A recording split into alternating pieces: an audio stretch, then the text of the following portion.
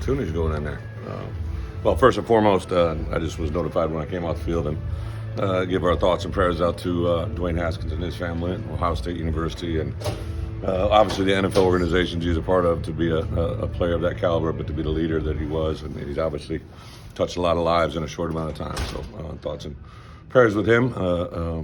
But transition to what we did here today, we went out and had scrimmage number 2 and kind of modified it a little bit. Where ones, when they went, we did a full move the ball scrimmage, but they didn't tackle. It allowed us to really be able to function as ones. We had about 8 guys total on offense and defense that if we did live tackle football today, they wouldn't have been able to be out there competing. So those guys went thud, which was very productive, very good work. Our 2s went live tackle football the whole time and really had some good learning. We got over 65 plays with those 2s, and with the 1s we got, I believe, almost 60 plays of good move the ball football. Everything from first and 10 from the 25, simulating a first possession of a series to plus 50 to red area to backed up to goal line. So it was really, really good work.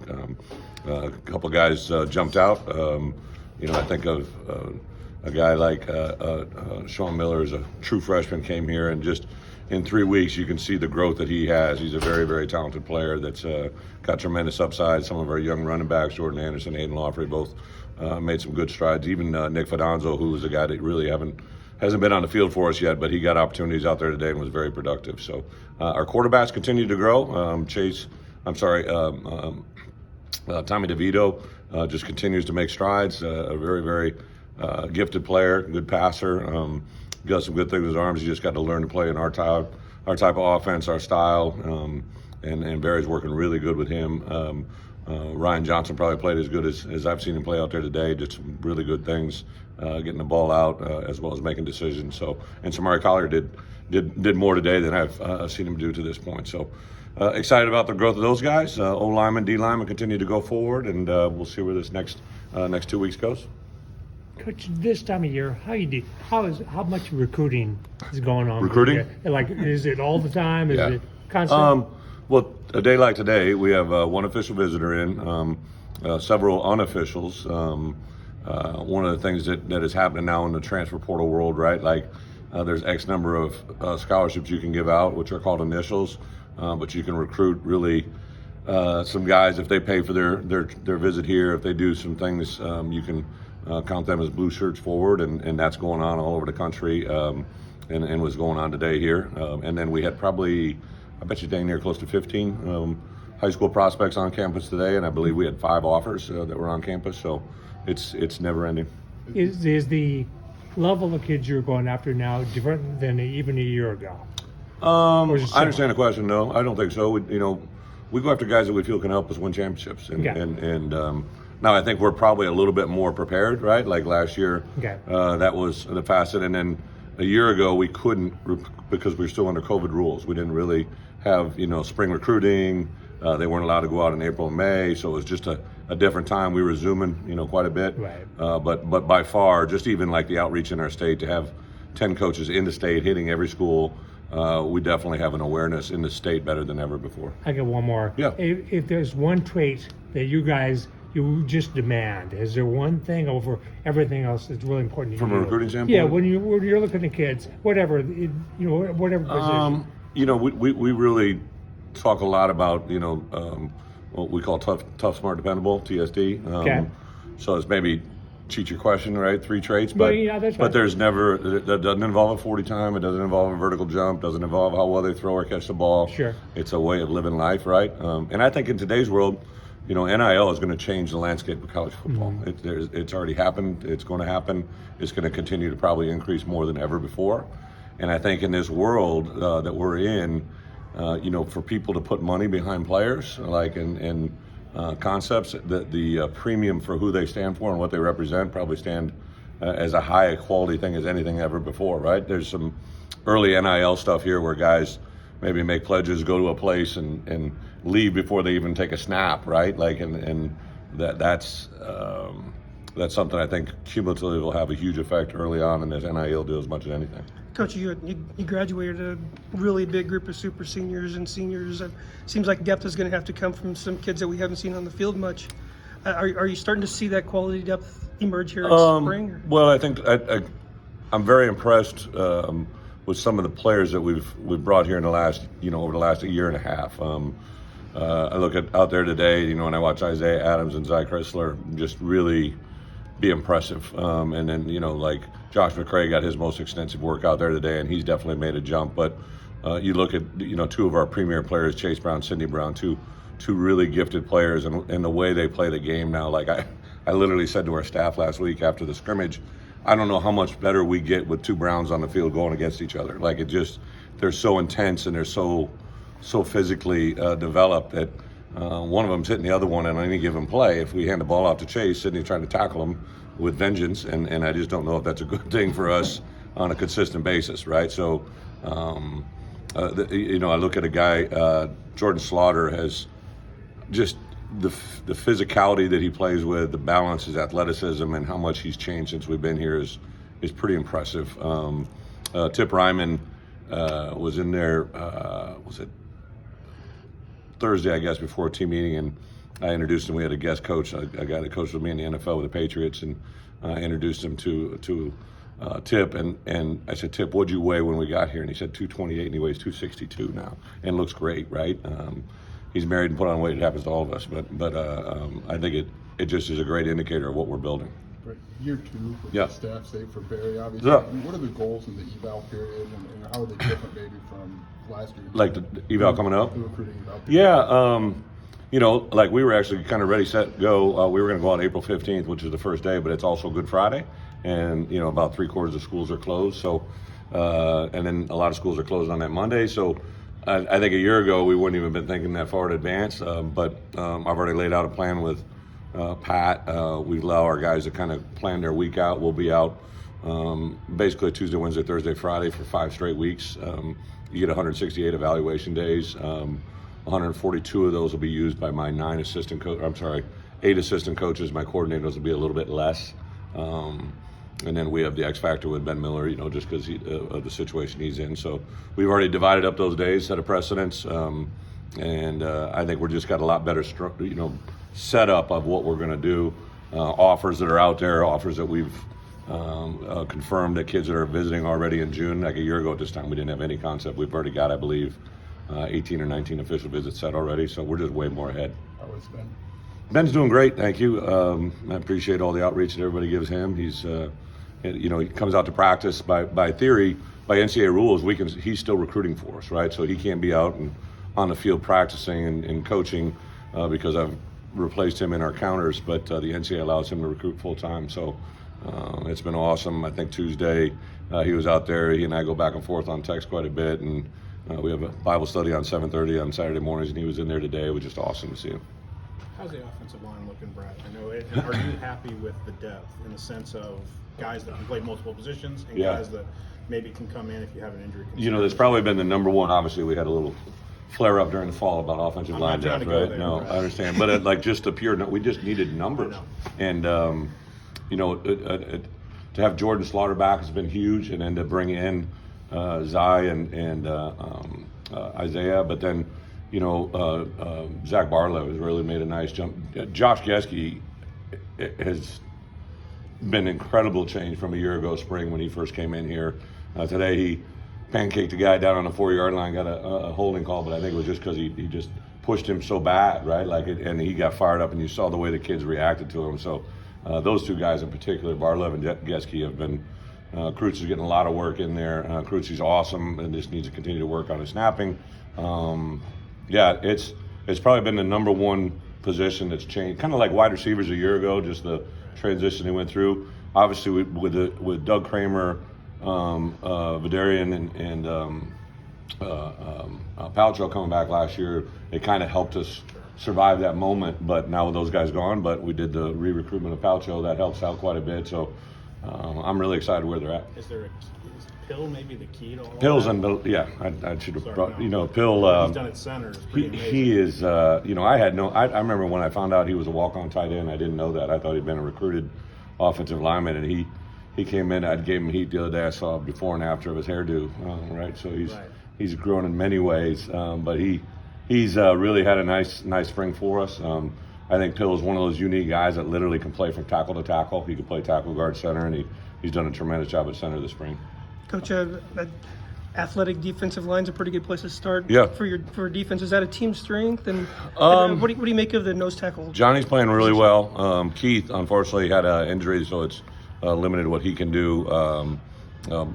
Full recovery, be with us back in the fall, but he's just out for the spring. T-Raw, Verdis, and obviously Calvin inside, I think, give us some great competition in there. I'll tell you a guy that's jumped out is Bryce Barnes. We switched Kurtz to the defensive line, and he's looked really good at defensive end through the first 3 practices he's been over there. So it's still the D-line position in general is very thin.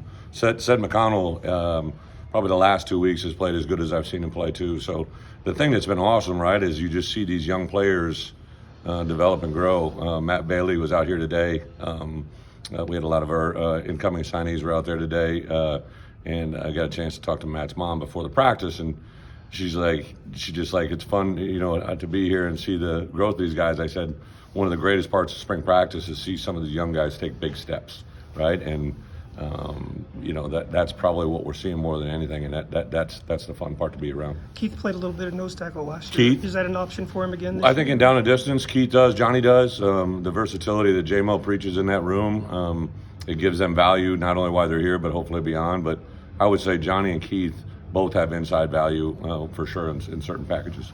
A long time before your next class signs. Yeah. I mean, months. How much of a hurry are you in to get that filled? Is that kind of an overtime thing, or? Well, 2 things, right? Like, I think you always want good players to say yes whenever they can. Okay. We got a couple in-state guys to say yes that Right.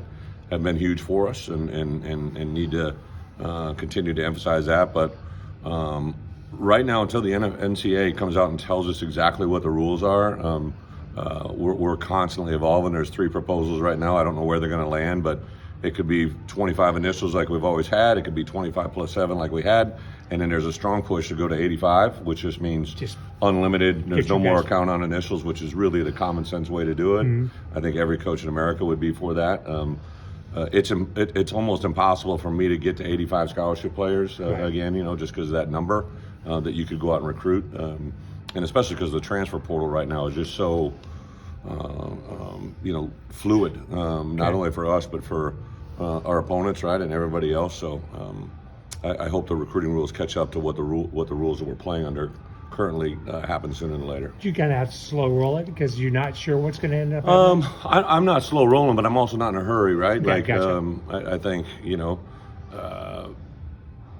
on our board right now, there was a tight end that we were recruiting that committed to an SEC school, and because there was transition there, he decommitted, and then now he's recommitted to another school, and he's not even entered his senior year in high school, right? So there's like those things happening all the time that I think just as a head coach, if we see one we like and we want to make full go rodeo and go, I'm all for it, but Okay.